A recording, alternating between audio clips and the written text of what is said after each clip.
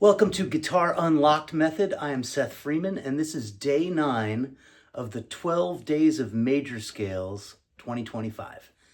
I'm really excited to play the A-flat major scale for you and the A-flat major pentatonic scale, and hopefully teach you how to play these scales. I will say a couple of things. First of all, we're definitely into the intermediate/advanced range here, so really don't feel bad if this is a struggle, because first of all, the one with open strings is still kind of stretchy, and then we're also going to show you as the first stretch position that we have. We're going to stretch our pinky for one of these notes in order to make the shape that you can then move up and down the neck. And it's a really great tool which will unlock a whole lot more, and we'll get into it right now.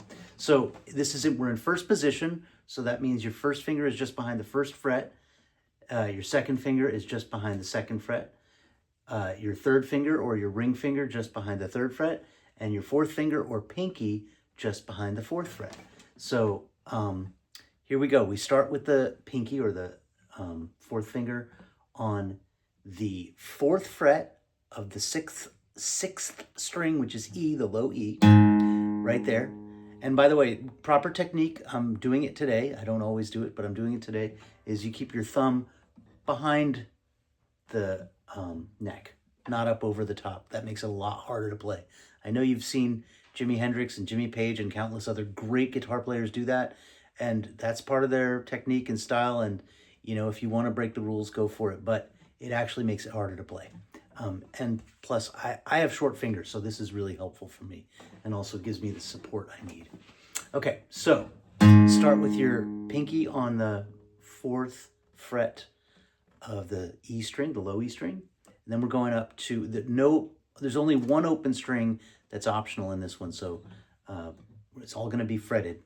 Then your first finger on the first fret of the A string or the fifth string. And then we're putting our third finger on our ring finger on the third fret of the A string, the fifth string, and then we put our pinky down on the fourth fret of the A string. By the way, this is all flat notes, so it's A flat, B flat, C, D flat, and then we go up to our E flat, which is the first fret of the D string, the fourth string, with our first finger, and then up to the F, which is the third fret of the D string. And here's our stretch, okay? So we have to move our pinky up to the fifth fret. And it's a stretch, especially when you try to keep that finger there. So you might have to kind of move your finger and work on it over time, and you can get it like this. Even somebody with short fingers like me can get this, but it's hard, okay? It's hard. So we go from that up to there, and then we do the first fret of the G string with the first finger. That's the third string, and then the third fret, and by the way, that is our octave. That's our A flat. And then we go up to the third fret for our B flat. Sorry, what? B flat. Yeah, B flat, sorry. Had a moment there. So the third fret for the B flat, and on the same string.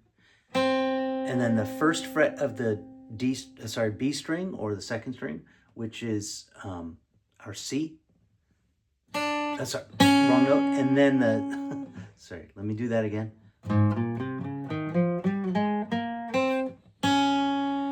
Then we're playing this, after that C, we're playing a D flat, which is the second fret of the second string, the B string. And then we're playing our E flat with the pinky, which is the fourth fret of the D string, the B string, which is the second string. And then our F with the first finger on the first fret of the first string, the E string. Then our third finger on the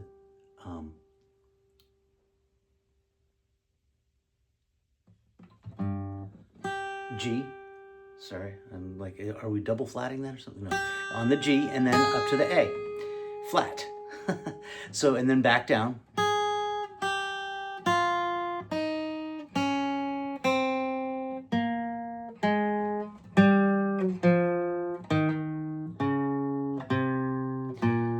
And then we go down again to the G, which is the 7th, and down to the F, which is the 6th, and back up. So all together, and by the way, this video is definitely going over 5 minutes. This is a little more advanced one, probably going to be 10 minutes here. I hope you got that stretch on the way back down, and you probably saw my finger. I moved, when I stretched, my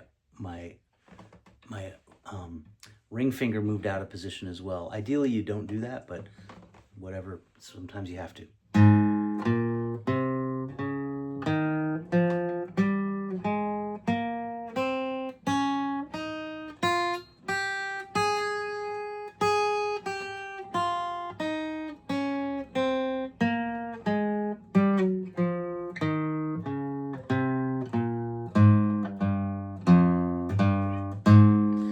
That is the full A flat major scale in first position. How often are you going to play that? Probably not very often, but you can move it up here and play, for example, play C in the 5th position. Same fingering, a lot easier to play because that stretch is not as far.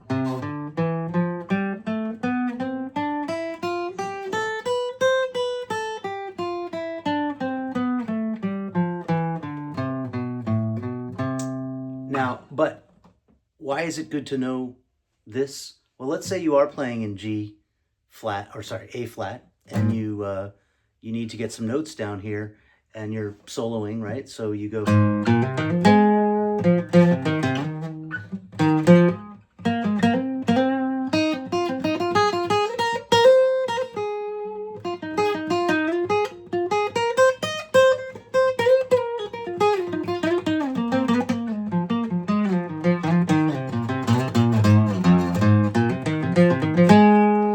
So you'll use parts of it, and all that other stuff that I just did, I'll get to how to do that in the course. And that wasn't even the best example of it, but to be able to move all over the neck and to play the same scale, or, you know, elements of the same scale, that was all, everything that I did there was all A flat major pentatonic, which I'm about to show you. Even simpler. Well, I shouldn't say even simpler. It's simpler than that A flat major scale because it's got 2 less notes. And you use that a lot when soloing in every genre of music, pretty much, right? Even in jazz. Okay, but certainly in pop and rock and blues, that major pentatonic is used a lot. So here we go with the major pentatonic. Same position, same notes, just skipping a few. So, and I'm going to use the numbers this time. So you start to think about not just the notes, which is actually a lot harder for guitar players to remember, but also the numbers. 1, 2, 3, 5, 6. Sorry, 1, 2, 3, and now I'm skipping the 4. 5, 6, skipping the 7. 1, 2, 3, skipping the 4. 5, 6, skipping the 7. 1. And then back down. 6, 5, 3, 2, 1, 6. 6, 5, 3, 2, 1, 6, 1. And there you go. You got your A flat major pentatonic.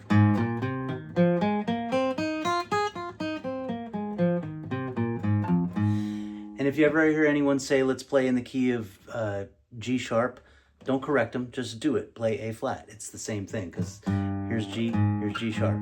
It's the reason we don't, that a lot of musicians don't call that G sharp is because there's way more sharps than you need on the page. With this one, sorry, I didn't even mention this, right? We're on day 9. So how many flats do we have? There is G flat, A flat. Sorry, no, I did it wrong.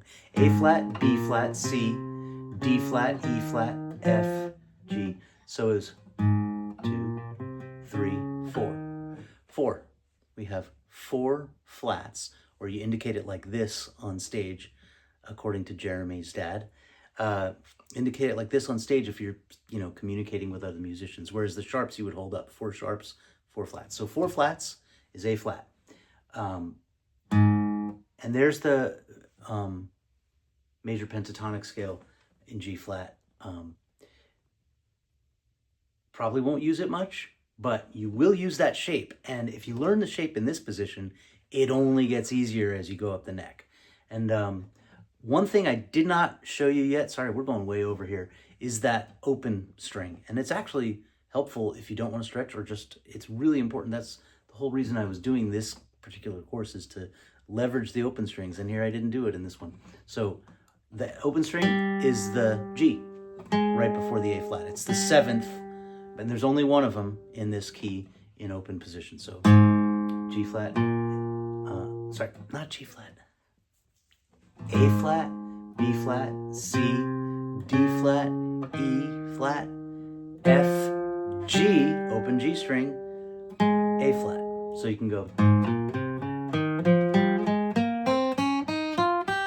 And it's nice because you don't have to stretch there. It's also nice because you can get it to sort of ring out more, flow out more, like. You hear the way the previous note was still ringing out a little bit. Anyhow, that's our lesson for today. I'll see you tomorrow for, let's see, is it going to be, we went from G flat to D flat to A flat, and tomorrow we're going to do E flat. E flat, also not really going to be used much, but please do tune in because it's important for other reasons. All right.